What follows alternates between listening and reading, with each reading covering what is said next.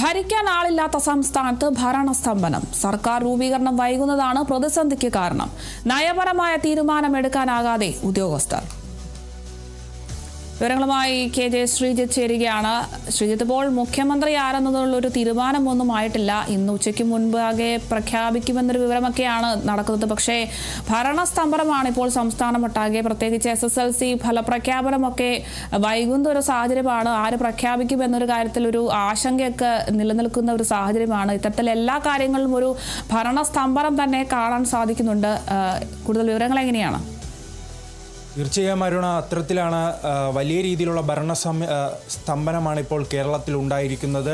കോൺഗ്രസിനെ സംബന്ധിച്ചിടത്തോളം അവിടെ മുഖ്യമന്ത്രി തർക്കം അതിരൂക്ഷമാണ്. 9 ദിവസമായിട്ടും പ്രഖ്യാപനം നടത്താൻ കോൺഗ്രസിന് കഴിഞ്ഞിട്ടില്ല. ഇത് കേരളത്തിലെ ജനങ്ങളെ ഉൾപ്പെടെ ബാധിച്ചു തുടങ്ങുന്ന ഒരു രീതിയിലേക്കാണ് പോകുന്നത്. സാങ്കേതികമായി പരിശോധിക്കുകയാണെങ്കിൽ ഇപ്പോഴും മുഖ്യമന്ത്രി പിണറായി വിജയൻ തന്നെയാണ്. മുൻകാലങ്ങളിൽ കാവൽ മന്ത്രിസഭ തന്നെ ഉണ്ടാകുമെങ്കിൽ ഇത്തവണ ഗവർണർ കാവൽ മുഖ്യമന്ത്രിക്ക് മാത്രമാണ് അനുവാദം നൽകിയത്. പക്ഷേ പിണറായി വിജയൻ ആ സെക്രട്ടേറിയറ്റ് പരിസരത്ത് പോലും വരാത്തൊരു സാഹചര്യമാണുള്ളത്. അതുകൊണ്ട് തന്നെ ഭരണം നടക്കുന്നില്ല.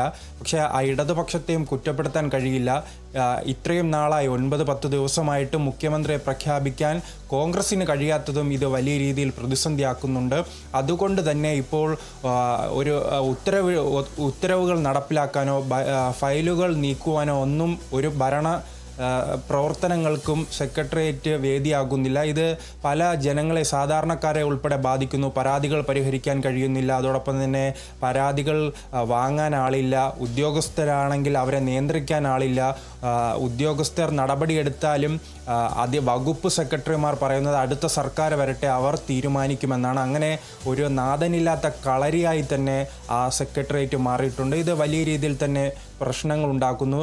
അരുണ സൂചിപ്പിച്ചതുപോലെ തന്നെ SSLCയുമായി ബന്ധപ്പെട്ട് പോലും ഇത്തരം ഫലപ്രഖ്യാപനം നടത്താൻ പോലും കഴിയാത്ത സാഹചര്യത്തിലേക്കാണ് പോകുന്നത്. ഇത് വലിയ പ്രതിസന്ധിയിലേക്ക് തന്നെ പോകും. അതുകൊണ്ട് തന്നെ അടിയന്തരമായി തന്നെ ആ ഭരണചക്രം തിരിക്കാനായി മുഖ്യമന്ത്രി വരണമെന്നാണ് പൊതുജനങ്ങളും അതോടൊപ്പം തന്നെ ഉദ്യോഗസ്ഥരെല്ലാം പറയുന്നത്. അതിനി എത്ര നാൾ കാത്തിരിക്കേണ്ടി വരുമെന്നതാണ് ഇപ്പോൾ എല്ലാവരും ഉറ്റുനോക്കുന്നത്. ഇപ്പോൾ തന്നെ പല സംസ്ഥാനങ്ങളിലും കേരളത്തിനോടൊപ്പം തെരഞ്ഞെടുപ്പ് നടക്കുകയും ഫലപ്രഖ്യാപനം നടക്കുകയും ചെയ്ത എല്ലാ സംസ്ഥാനങ്ങളിലും മുഖ്യമന്ത്രിമാർ ചുമതലയേറ്റിട്ടുണ്ട്. എന്തിനേറെ പറയുന്നു, തമിഴ്നാട്ടിൽ പോലും പരിശോധിക്കുകയാണെങ്കിൽ അവിടെ കേവല ഭൂരിപക്ഷമില്ലാത്ത ഒരു പുതിയ മുഖമായ വിജയ് പോലും അവിടെ മുഖ്യമന്ത്രി സ്ഥാനത്തേക്ക് എത്തി. അവിടെ ഇന്നലെ തന്നെ പല പ്രഖ്യാപനങ്ങൾ നടത്തുന്നു. ഭരണചക്രം തിരിക്കുന്നു, മദ്യശാലകൾ പൂട്ടുന്നു. അങ്ങനെ നിർണായകമായ പല തീരുമാനങ്ങൾ എടുക്കുമ്പോഴും ഇപ്പോഴും കേരളത്തിൽ ചർച്ചയാണ്. കേരളത്തിൽ ഭരണം നടത്താൻ ആരുമില്ലാത്ത ഒരു അവസ്ഥയിലേക്ക് പോകുന്നു. പഴയ മുഖ്യമന്ത്രിയാണെങ്കിൽ, കാവൽ മുഖ്യമന്ത്രിയാണെങ്കിൽ സെക്രട്ടേറിയറ്റിലും വരുന്നില്ല. അതോടൊപ്പം തന്നെ പ്രവർത്തനങ്ങളിലും ഇടപെടുന്നില്ല. മന്ത്രിമാരാണെങ്കിൽ അവർ നേരത്തെ തന്നെ ഒഴിയുന്നു.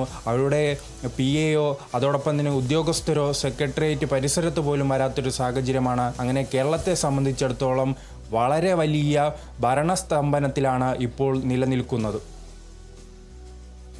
ശരി, വ്യക്തമാണ്. എന്തായാലും ഭരിക്കാൻ ആളില്ലാതെ സംസ്ഥാനത്ത് ഇപ്പോൾ ഭരണസ്തംഭനമാണ്. സർക്കാർ രൂപീകരണമൊക്കെ വൈകുന്നതാണ് ഇത്തരത്തിലൊരു പ്രതിസന്ധിക്ക് കാരണമായിട്ടുള്ളത്.